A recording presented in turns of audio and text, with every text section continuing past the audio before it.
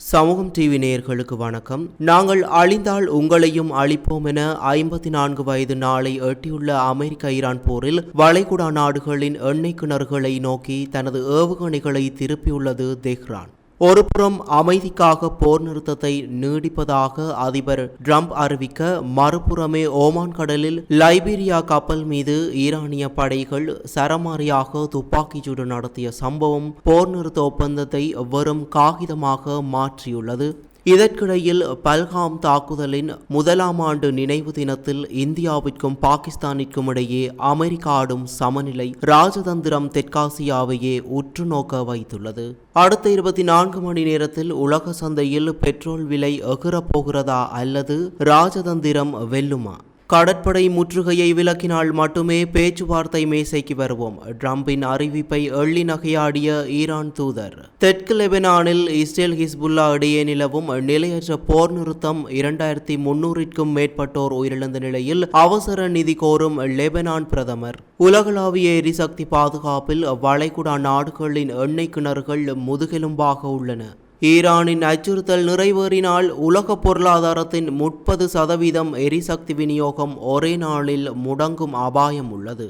ட்ரம்பின் இந்த நீட்டிப்பு அறிவிப்பு ஒரு இராணுவ உத்தியா அல்லது உண்மையான அமைதி முயற்சியா? ஈரானின் புதிய வியூகங்கள் வளைகுடா நாடுகளை நிலைகுலைய வைக்குமா? பகல்காம் வடுமாறாத நிலையில் தெற்காசியாவில் அமெரிக்கா விரிக்கும் ராஜதந்திர வலை எதை நோக்கியது? அனல் பறக்கும் நேரடி தகவல்களுடன் விரிவான செய்திகள் இதோ. Fourth Monkey Connect coming soon. Iran மீதான அமெரிக்க இஸ்ரேல் மோதல் 54வது நாளை எட்டியுள்ள நிலையில் போரை முடிவுக்கு கொண்டு வரும் முயற்சிகள் இன்னும் நிச்சயமற்ற பாதையில் தொடர்கின்றன. பேச்சுவார்த்தைகள் நடைபெற மேலும் நேரம் வழங்கும் நோக்கில் போர் நிறுத்தத்தை நீட்டிப்பதாக அமெரிக்க அதிபர் டொனால்ட் ட்ரம்ப் அறிவித்துள்ளார். ஆனால் அதே நேரத்தில் ஈரானிய துறைமுகங்கள் மீதான அமெரிக்க கடற்படை முற்றுகை தொடரும் என்றும் அவர் வலியுறுத்தியுள்ளார். இந்த நிலைப்பாட்டை ஈரான் கடுமையாக எதிர்த்து வருகிறது. போர் நிறுத்தம் அமுலில் இருக்கும் போதும் முற்றுகை தொடர்வது ஒப்பந்த மீறல் என்று தெஹ்ரான் குற்றம் சாட்டியுள்ளது. அச்சுறுத்தல்களின் நிழலில் அல்லது முற்றுகை நீங்காத வரை பேச்சுவார்த்தையில் ஈடுபட மாட்டோம் என்ற தனது நிலைப்பாட்டை ஈரான் மீண்டும் உறுதிப்படுத்தியுள்ளது. இதனால் பேச்சுவார்த்தைக்கான சூழ்நிலை மிகவும் பலவீனமாகவும் உறுதியற்றதாகவும் மாறியுள்ளது. ஈரானில் வளைகுடா பிரதேசங்களில் இருந்து தாக்குதல்கள் நடத்தப்பட்டால் மத்திய கிழக்கு முழுவதும் எண்ணெய் உற்பத்தி மையங்கள் குறிவைக்கப்படலாம் என இஸ்லாமிய புரட்சிகர பாதுகாப்பு படை எச்சரித்துள்ளது. அமெரிக்காவின் கடற்படை முற்றுகையை போர் நடவடிக்கை என ஈரான் வெளியுறவு அமைச்சர் அப்பாஸ் அரக்சி விவரித்துள்ளார். மேலும் இந்த போர் நிறுத்த நீட்டிப்பு எதிர்கால ராணுவ நடவடிக்கைகளுக்கான கால அவகாசம் பெறும் உத்தியாக இருக்கலாம் என்றும் ஈரான் தரப்பில் சிலர் சந்தேகம் வெளியிட்டுள்ளனர். இந்த நிலையில் பேச்சுவார்த்தைக்கு வாய்ப்பு இன்னும் முழுமையாக மூடப்படவில்லை. தெஹ்ரான் அதிகாரிகள் நேரடி பதிலை அளிக்காமல் இருந்தாலும் ராஜதந்திரத்திற்கு திறந்த மனப்பான்மையுடன் இருப்பதாக உறுதி அளித்துள்ளனர். அதேவேளை அமெரிக்கா புதிய தடைகளை விதித்துள்ளதுடன் ஐரோப்பிய ஒன்றியமும் தன்னுடைய நடவடிக்கைகளை விரிவுபடுத்தும் நிலையில் உள்ளது. பிராந்திய ரீதியாகவும் பதற்றம் தொடர்கிறது. தெற்கு லெபனானில் இஸ்ரேல் மற்றும் ஹிஸ்புல்லா இடையே நிலவும் நிலையற்ற போர் நிறுத்தம் அடிக்கடி மீறப்படுகின்றது. இருதரப்பும் ஒருவரையொருவர் குற்றம் சாட்டிக் கொண்டிருக்கின்றன. லெபனானில் மனிதாபிமான நெருக்கடி மேலும் தீவிரமடைந்துள்ள நிலையில் நாட்டுக்கு அவசர நிதி தேவைப்படுவதாக அந்நாட்டு பிரதமர் தெரிவித்துள்ளார். இஸ்ரேல் தரப்பில் பிரதமர் பெஞ்சமின் நேதன்யாகு ஈரான் மற்றும் அதன் கூட்டாளிகளுக்கு எதிரான நடவடிக்கைகள் இஸ்ரேலின் பிராந்திய நிலையை வலுப்படுத்தியுள்ளதாக கூறியுள்ளார். உலகளாவிய அளவில் ஹோர்முஸ் ஜலசந்தி வழியாக கப்பல் போக்குவரத்து கடுமையாக கட்டுப்படுத்தப்பட்டுள்ளதால்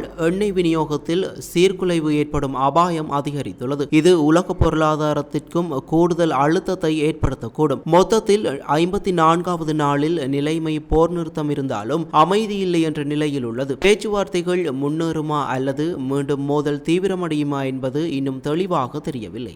அமெரிக்கா ஈரான் இடையேயான போர் நிறுத்தத்தை அதிபர் ட்ரம்ப் நீட்டிப்பதாக அறிவித்த சில மணி நேரங்களிலேயே ஓமான் கடற்கரைக்கு அப்பால் ஈரானிய புரட்சிகர பாதுகாப்பு படையினர் ஒரு வர்த்தக கப்பலை தாக்கியுள்ள சம்பவம் உலகையே அதிர வைத்துள்ளது. ஓமானுக்கு வடகிழக்கே சுமார் 15 கடல் மைல் தொலைவில் இந்த சம்பவம் நிகழ்ந்துள்ளது. லைபீரிய கொடியுடன் பயணித்த ஒரு பெரும் கொள்கலன் கப்பலை நோக்கி வந்த IRGC-யின் அதிவேக துப்பாக்கி படகு திடீரென சரமாரியாக துப்பாக்கிச்சூடு நடத்தியது. இந்த தாக்குதலில் கப்பலின் கட்டுப்பாட்டு அறையான பிரிட்ஜ் பகுதி பலத்த சேதமடைந்தது. இருப்பினும் அதிர்ஷ்டவசமாக பணியாளர்கள் அனைவரும் உயிர் தப்பினர். இந்த தாக்குதலின் பின்னணியில் பெரும் ராஜதந்திர ராஜதந்திர குழப்பம் நிலவுகிறது. ஹோர்முஸ் ஜலசந்தியை கடக்க தங்களுக்கு முறையான அனுமதி வழங்கப்பட்டிருந்ததாக பிரிட்டிஷ் பாதுகாப்பு நிறுவனமான வான்கார் டெக் தெரிவித்துள்ளது. எங்கள் படைகளின் எச்சரிக்கைகளை அந்த கப்பல் மதிக்கவில்லை என ஈரானின் தஸ்னிம் செய்தி நிறுவனம் குற்றம் சாட்டியுள்ளது. மேலும் ஹோர்முஸ் ஜலசந்தி இன்னும் மூடப்பட்டு இருப்பதாக தெஹ்ரான் மீண்டும் உறுதிப்படுத்தியுள்ளது. இன்று போர் நிறுத்த நீட்டிப்பு அறிவிக்கப்பட்ட அதே நாளில் இந்த தாக்குதல் நடந்தது தற்செயலானதல்ல என நிபுணர்கள் கருதுகின்றனர். ஈரானிய துறைமுகங்கள் மீது அமெரிக்கா தொடர்ந்து நடத்தி வரும் கடற்படை முற்றுகைதான் இந்த பதற்றத்திற்கு காரணம். இதை அமெரிக்கா செய்யும் ஒப்பந்த மீறல் என ஈரான் சாடுகிறது. ஈரான் அமெரிக்கா இடையேயான போர்முகங்கள் இப்போது வளைகுடா நாடுகள் பக்கமும் நகர தொடங்கியுள்ளன. அமெரிக்காவின் ராணுவ நடவடிக்கைகளுக்கு எந்த வகையிலும் ஒத்துழைக்க வேண்டாம் என வளைகுடா நாடுகளுக்கு தெஹ்ரான் இன்று மிக கடுமையான எச்சரிக்கையை விடுத்துள்ளது. ஈரானின் புரட்சிகர பாதுகாப்பு படையின் உயர்மட்ட தளபதிகள் இன்று வெளியிட்டுள்ள அறிக்கையில் வளைகுடா நாடுகளுக்கு நேரடி அச்சுறுத்தல் விடுக்கப்பட்டுள்ளது. ஈரானுக்கு எதிரான தாக்குதல்களுக்கு அமெரிக்க படைகள் வளைகுடா நாடுகளின் நிலப்பரப்பையோ அல்லது அங்கிருக்கும் ராணுவ தளங்களையோ பயன்படுத்த அனுமதி அந்த நாடுகள் கடுமையான விளைவுகளை சந்திக்க நேரிடும். குறிப்பாக சவுதி அரேபியா, ஐக்கிய அரபு அமீரகம் மற்றும் கத்தார் போன்ற நாடுகளில் உள்ள எண்ணெய் உற்பத்தி நிலையங்கள் மற்றும் முக்கிய உள்கட்டமைப்புகள் ஈரானின் ஏவுகணைகளுக்கு இலக்காகும் என எச்சரிக்கப்பட்டுள்ளது. ஈரானின் இந்த மிரட்டல் உலகளாவிய எரிசக்தி பாதுகாப்பிற்கு பெரும் சவாலாக மாறியுள்ளது. வளைகுடா நாடுகளில் எண்ணெய் உற்பத்தி நிறுத்தப்பட்டால் உலக அளவில் பெட்ரோல், டீசல் விலை முன்னெப்போதும் இல்லாத அளவிற்கு உயரக்கூடும். நாங்கள் அழிந்தால் உங்களையும் அழிப்போம் என்ற ஈரானின் இந்த தற்கொலை படை தந்திரம் வளைகுடா நாடுகளை இக்கட்டான நிலையில் தள்ளியுள்ளது. போர் நிறுத்த நீட்டிப்பு மற்றும் ராஜதந்திர முயற்சிகளுக்கு மத்தியில் ஈரானின் இந்த ஆக்ரோஷமான போக்கு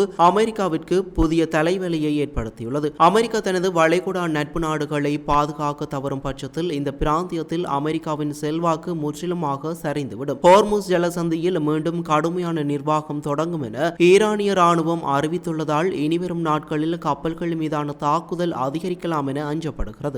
அமெரிக்க அதிபர் டொனால்ட் ட்ரம்ப் அறிவித்த போர் நிறுத்த நீட்டிப்பு ஒரு மிகப்பெரிய ராஜதந்திர நாடகம் என ஈரான் பகிரங்கமாக குற்றம் சாட்டியுள்ளது. கடற்படை முற்றுகையை விலக்கினால் மட்டுமே பேச்சுவார்த்தை மேசைக்கு வருவோம் என ஈரான் ஒற்றை காலில் நிற்பது இஸ்லாமாபாத் அமைதி பேச்சுவார்த்தையை சிக்கலாக்கியுள்ளது. ஐநாவுக்கான ஈரானிய தூதர் அமீர் சஜித் இரவானி அமெரிக்காவிற்கு மிக தெளிவான செய்தியை அனுப்பியுள்ளார். அமெரிக்கா தனது கடற்படை முற்றுகையை உடனடியாக நிறுத்த வேண்டும். அதுவரை இஸ்லாமாபாத்தில் எந்த பேச்சுவார்த்தையும் நடைபெறாது. வாஷிங்டன் அரசியல் தீர்வை விரும்பினால் நாங்கள் தயார், அவர்கள் போரை விரும்பினால் அதற்கும் நாங்கள் தயார் என அவர் ஆக்ரோஷமாக தெரிவித்துள்ளார். ட்ரம்பின் போர் நிறுத்த நீட்டிப்பு அறிவிப்பை ஈரானிய நாடாளுமன்ற சபாநாயகரின் ஆலோசகர் மஹ்தி முகமது எள்ளி நகையாடியுள்ளார். தோற்றுக்கொண்டிருக்கும் ஒரு தரப்பு நிபந்தனைகளை விதிக்க முடியாது. இந்த நீட்டிப்பு என்பது ஈரான் மீது ஒரு திடீர் தாக்குதலை நடத்த அமெரிக்கா வாங்கும் கால அவகாசமே தவிர வேறில்லை. ஈரானிய தலைமைக்குள் பிளவு இருப்பதாக ட்ரம்ப் கூறியதை ஈரான் முற்றிலுமாக மறுத்துள்ளதுடன் அமெரிக்காவின் முன்னுக்கு பின் முரணான கோரிக்கைகளே பேச்சுவார்த்தை முடங்க காரணம் என சாடியுள்ளது. ஒருபுறம் பேச்சுவார்த்தை நடக்குமா என்ற சந்தேகம் இருந்தாலும் பாகிஸ்தான் பாதுகாப்பு ஏற்பாடுகளை குறைக்கவில்லை. அமெரிக்க துணை அதிபர் ஜேடி வேன்ஸ் தனது பாகிஸ்தான் பயணத்தை ரத்து செய்துள்ளதாக வெள்ளை மாளிகை உறுதிப்படுத்தியுள்ளது. ராவல்பிண்டி மற்றும் இஸ்லாமாபாத் பகுதிகளில் 20,000க்கும் மேற்பட்ட பாதுகாப்பு படையினர் குவிக்கப்பட்டுள்ளனர். பாகிஸ்தான் ஃபீல்டு மார்ஷல் ஆசிம் முனீர் தொடர்ந்து இருதரப்பையும் இணைக்க முயன்று வருகிறார்.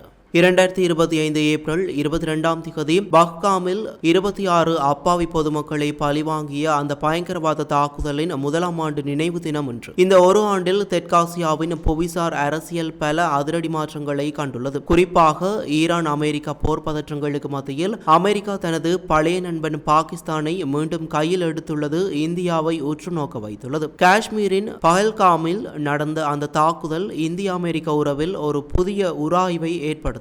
இந்தியா பாகிஸ்தான் இடையே மத்தியஸ்தம் செய்ய தயார் என ட்ரம்ப் கூறியதை புது தில்லி திட்டவட்டமாக நிராகரித்தது. பஹல்காம் சம்பவத்திற்கு பிறகு எல்லை தாண்டிய பயங்கரவாதம் மீதான இந்தியாவின் சமரசமற்ற போக்கு சர்வதேச அரங்கில் இந்தியாவின் நம்பகத்தன்மையை உயர்த்தியுள்ளது. மேற்கு ஆசியாவில் ஈரான் அமெரிக்கா இடையே மூண்டுள்ள மோதல் பாகிஸ்தானுக்கு ஒரு புதிய வாய்ப்பை வழங்கியுள்ளது. இஸ்லாமாபாத் தற்போது ஈரான் மற்றும் அமெரிக்காவுக்கு இடையே ஒரு பாலமாக தன்னை முன்னிறுத்தி வருகிறது. ஈரானுக்கு மிக அருகில் இருக்கும் வழங்கும் பாகிஸ்தானின் புவியியல் அமைப்பு மற்றும் தளவாட வசதிகள் தற்போது வாஷிங்டனுக்கு தேவையாக உள்ளது. இதனால் தான் ட்ரம்ப் பாகிஸ்தான் ராணுவ தளபதி ஆசிம் முனீர் மற்றும் பிரதமர் ஷெபால் ஷெரீப் கோரிக்கைகளை ஏற்று போர் நிறுத்தத்தை நீடித்துள்ளார். அமெரிக்கா ஒரே நேரத்தில் இந்தியாவையும் பாகிஸ்தானையும் கையாள்வது ஒரு விசித்திரமான சமன்பாடாக உள்ளது. சீனாவின் வளர்ச்சியை தடுக்கவும் இந்தோ பசிபிக் பிராந்தியத்தை பாதுகாக்கவும் அமெரிக்காவிற்கு இந்தியா ஒரு தவிர்க்க முடியாத கூட்டாளி. அதே சமயம் ஈரான் போன்ற உடனடி நெருக்கடிகளை சமாளிக்க பாகிஸ்தானுடன் கைகோர்ப்பது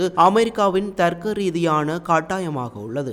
சமூகம் டிவியின் இன்றைய செய்தி அறிக்கை இத்துடன் முடிவு பெறுகின்றது. தொடர்ந்தும் சமூகம் டிவியோடு இணைந்திருங்கள். நன்றி, வணக்கம். இது போல மேலும் பல வீடியோக்களை பெற சமூகம் டிவி நியூஸ் சேனலை சப்ஸ்கிரைப் பண்ணிக்கோங்க. கூடவே பக்கத்தில் இருக்க பெல் ஐகானையும் கிளிக் பண்ணிக்கோங்க. அப்படியே உங்களுடைய நண்பர்களுக்கும் ஷேர் பண்ணுங்க.